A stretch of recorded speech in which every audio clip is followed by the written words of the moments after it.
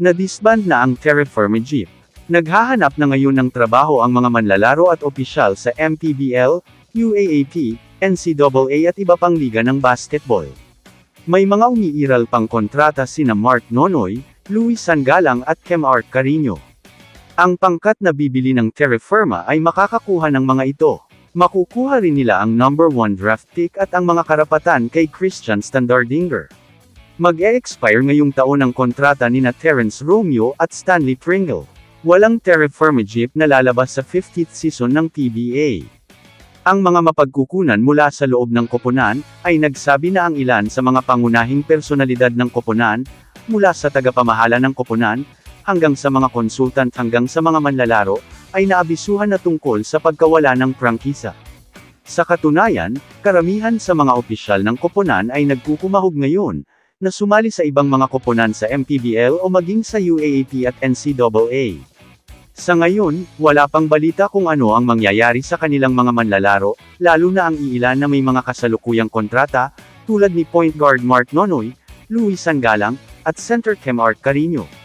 Karamihan sa malalaking pangalan sa roster ng Jeep, tulad nina Terrence Romeo at Stanley Pringle, ay may mga kontratang nag-expire sa pagtatapos ng huling season nito. Ngunit ang kanilang mga karapatan sa pagpirma ay ibibigay sa kumpanyang bibili ng prangkisa.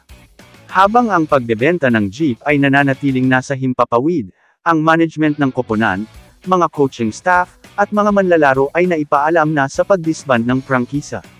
Bagamat ang ilang manlalaro ay nananatiling nasa ilalim ng kontrata, ang mga magiging asset ng koponan, kabilang ang number 1 draft pick at mga karapatan ni Christian Standardinger, ay hindi sigurado.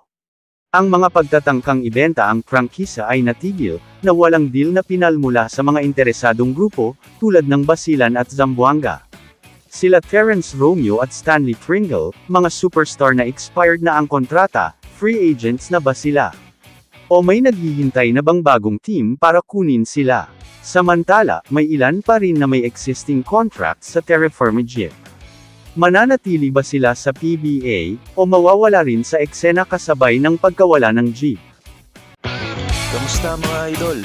Sports Zone PH para sa sports news and update.